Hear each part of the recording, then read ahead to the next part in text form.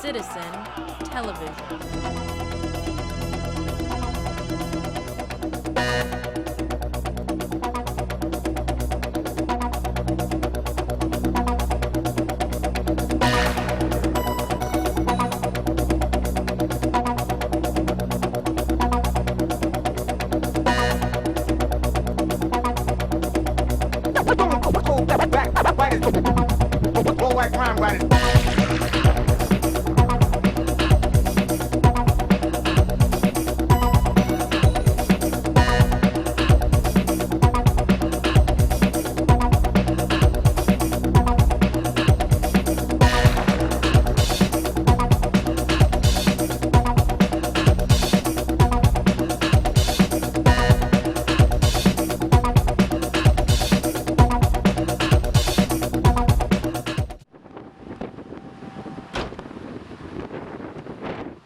Greetings and welcome to another episode of the Planetary Persuader. I'm Cosmic Kev, your host, and what are we talking about this week? Well, we're starting with July 31st, full moon Friday, through the 7th of August, 2015. So, we all want to know what happens here.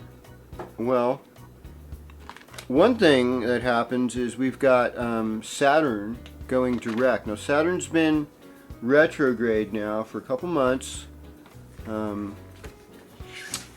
boy, even more than that now. It went retrograde back in I believe March, so it's been several months.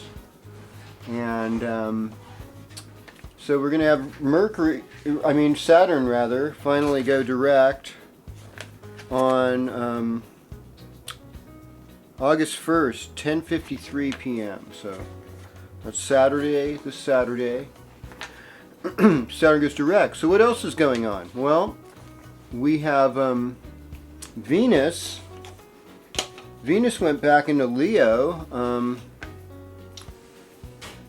It was in Virgo, but it went back into Leo this morning. So it's retrograde. And so here's the deal, folks. Venus retrograde, it causes us to look at all our relationships.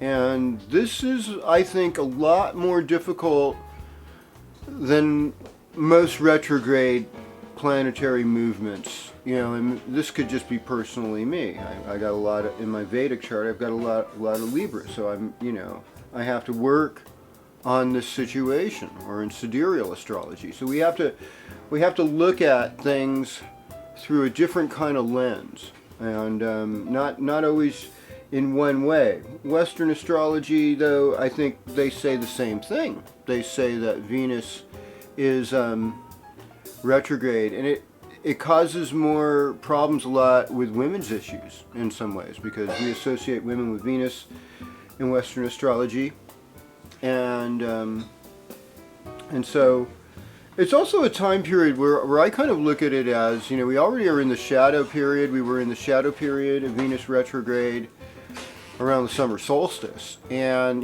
14 degrees Leo, and it doesn't go direct until September 6th, 14 degrees Leo. And so we're really, whatever happens between 1 degree Virgo and 14 degrees Leo in your chart, that's where you're getting your Venus hits. And even if you don't have any planets there, and then we're talking Western astrology, those are the places where you're going to get hits in your chart. So we're going to see changes in that area of your life.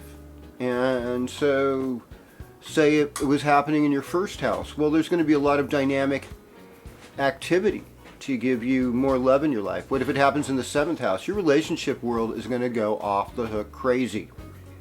And I think any kind of relationships you start in this time, you should look at it very carefully. Because remember also, Venus is considered to be Lord of the Demons. Yes, Sukre, as they say in the Sanskrit. We have to be careful at this time. Because there's a lot of things that change. Now, well, here's the good news, folks. Most of this time, Venus is going to be conjoining Jupiter. loosely, but it initiates in this place. And so since Jupiter and Venus have this close relationship right now, there's kind of this spiritual guidance that says, hey, don't go too far overboard. There really needs to be a lasting joy, not just a temporary one. Jupiter's got a longer cycle, so let's see if we can expand to some permanence in this situation. All right. So, fear not, in this full moon, so, it already happened. And it's the full moon of socializing. It's the full moon of partying. It's the full moon of Aquarius. And so it's a time people get together, helpful friends, but maybe also that awareness of what our limits are too, because of that Saturn rulership. And in both systems too, both Vedic and Western. That's a Saturn rulership with that full moon. So, there's some difficulties and some restrictions that have to always be addressed with Saturn. All right, so here we go, sign by sign. I know I've said too much.